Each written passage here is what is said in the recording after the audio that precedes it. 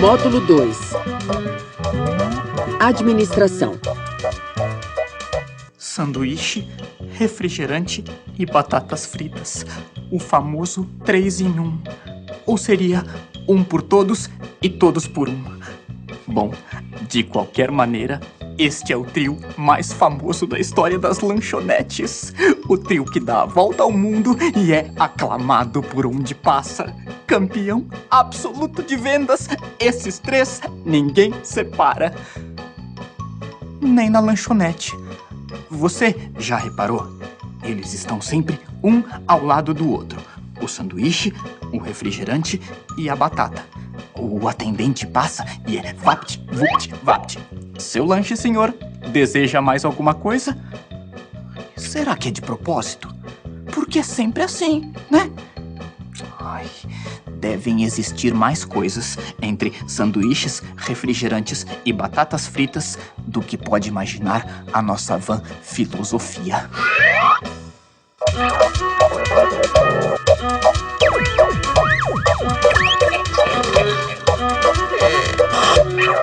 Programa 11. Administração da produção e operações.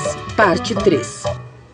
Essa aqui é a Silvia. E com esses ingredientes todos, ela vai montar um sanduíche pra gente. Gostoso, né? Como é que é essa receita, Silvia? Essa receita vai azeite de oliva, vai mostarda, suco de limão, maionese light, peito de peru, o queijo parmesão ralado, cenoura e alface cortada. Numa tigela, a gente coloca o azeite de oliva, suco de limão, a mostarda e vou mexer bem para virar um molho. Depois que eu preparei o molho, eu vou juntar as alcaparras. Agora na montagem do sanduíche, vamos pegar as fatias de pão de grãos.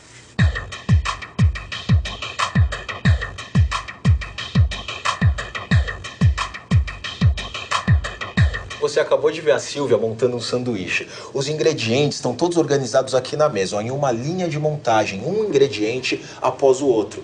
Eu poderia ter organizado esses ingredientes de outra maneira. Silvia, você monta pra gente agora o sanduíche de novo? Monto. Vamos lá.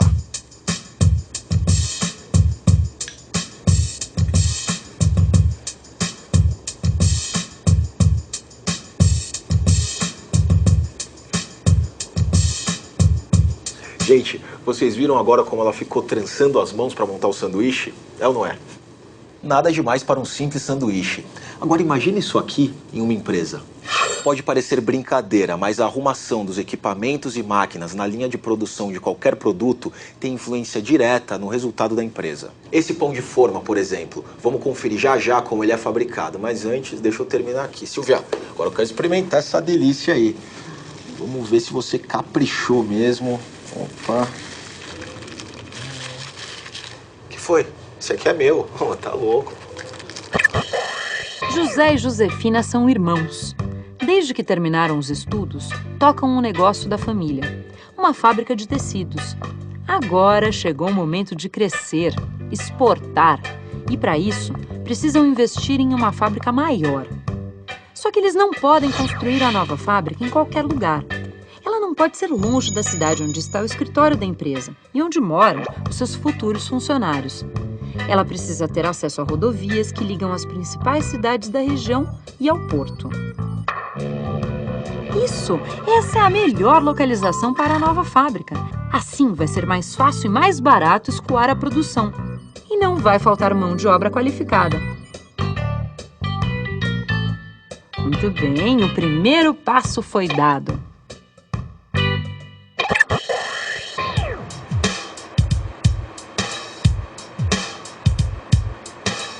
Aqui a gente recebe as receitas da sala de receitas, juntamos com a farinha, a qual é peneirada na peneira e batida naquelas amassadeiras.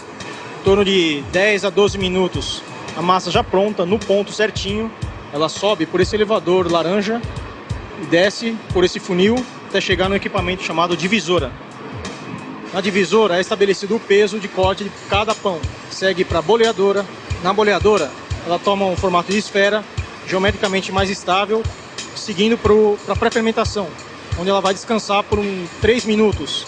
Essa pré-fermentação ela serve para a modelagem ser facilitada na etapa seguinte, que é a modeladora. Posteriormente, segue para a câmara de fermentação, onde tem seu volume aumentado, com temperatura, umidade e tempo controlados. Fermentou, vem para o forno. Assa no forno em torno de meia hora, o pão é retirado da assadeira mecanicamente, vem para a etapa de resfriamento. Em torno de 1 hora, 1h10, o pão está numa temperatura ótima para ser embalado. Quantos pães são produzidos aqui por hora? Nessa linha, a gente tem a capacidade de 2.000 pães por hora. Quanto tempo dura essa produção toda? Em torno de 4 horas. Você já sabe como eu fico matutando as coisas, né? Ai, fazer o quê? É da minha natureza. Bom, agora mesmo eu estava aqui pensando com os meus botões. Se existe uma ordem para colocar os sanduíches, as batatas fritas e os refrigerantes na lanchonete, deve existir também uma ordem para preparar os 3 na cozinha, certo? Por exemplo, a chapa para fazer os hambúrgueres deve ficar próxima da mesa, onde eles serão montados aqui e onde ficam também os outros ingredientes do sanduíche. Já o fogão para fritar as batatas deve ficar do outro lado. Os refrigerantes... Você deve estar pensando que eu tô querendo abrir uma lanchonete, não é? Até que não seria uma má ideia. Mas qual seria a melhor arrumação para os equipamentos de cozinha?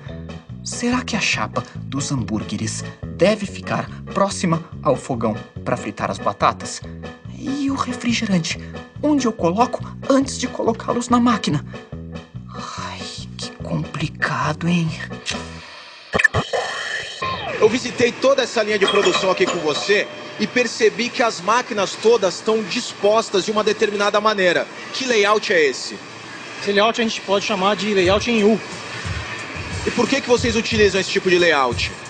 Esse layout tem a principal função: melhor aproveitamento do nosso espaço físico, a garantia da segurança dos colaboradores, principalmente nas operações de manutenção e higienização, e também a sequência lógica da produção do pão de forma.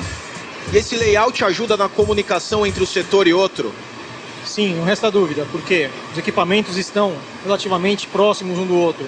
Então, qualquer emergência, uma equipe pode ser rapidamente montada para a substituição de um equipamento automático com uma operação manual. Acontece de às vezes vocês mudarem esse formato? A última grande mudança foi a chegada do nosso destampador, alguns anos atrás. A operação era manual, a retirada do pão do forno. Com esse equipamento, o pão sai automaticamente através de uma esteira de ventosas por vácuo, seguindo para a etapa de resfriamento.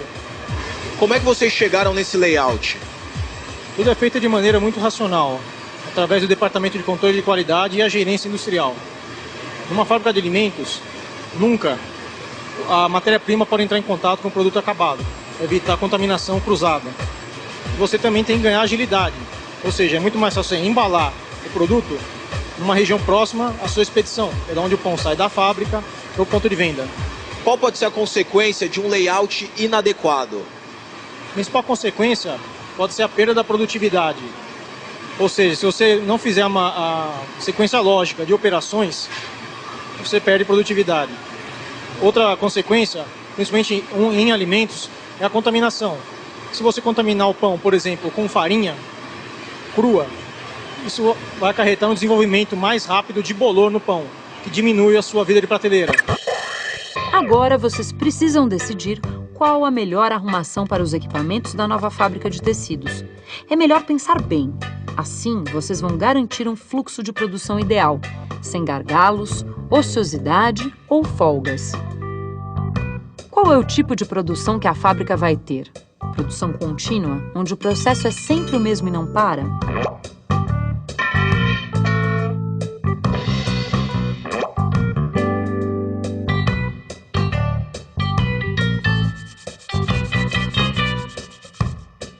Vocês preferem trabalhar com esquema de produção sob encomenda?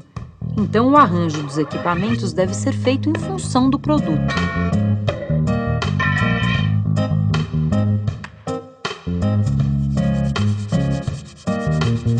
Mas se a fábrica vai produzir diferentes tipos de tecido com os mesmos equipamentos, o melhor layout para ela é o da produção por lotes.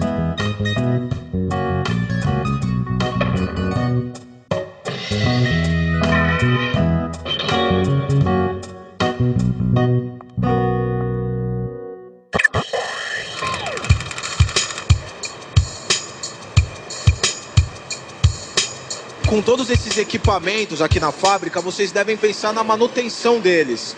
Como é que é organizada essa manutenção? Nós contamos com o departamento de manutenção industrial e, como eu te falei, existem dois tipos de manutenção: a preventiva e a corretiva. O que é a manutenção preventiva? A preventiva é aquela que a gente pode programar. Em contato com o pessoal da manutenção industrial, a gente pode estar programando um intervalo na linha, uma parada na linha, para assim poder trocar um equipamento, trocar alguma peça. E a manutenção corretiva? Infelizmente, por mais que você programe manutenções preventivas, emergências acontecem. Então, infelizmente, no caso de uma corretiva, o prejuízo para a empresa é maior. Normalmente ocasiona a parada da produção ou o deslocamento de um pessoal para substituir um equipamento. Então quer dizer que uma fábrica, para manter a boa produtividade, precisa pensar muito bem no seu layout e na manutenção dos equipamentos? Com certeza, Ismael. Um layout mal pensado e a ausência de uma manutenção preventiva implicam diretamente na redução da produtividade.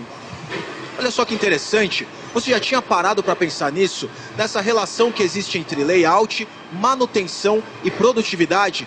Eu também não. Vivendo e aprendendo, né? Até a próxima.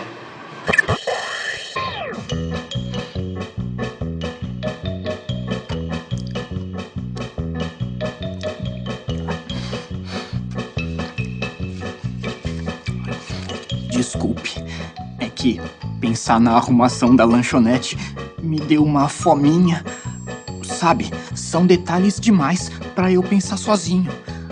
Além do que, nunca esteve nos meus planos abrir uma lanchonete. Eu prefiro só comer. Mais agradável, né?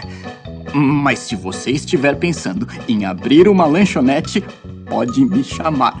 Duas cabeças pensam melhor do que uma.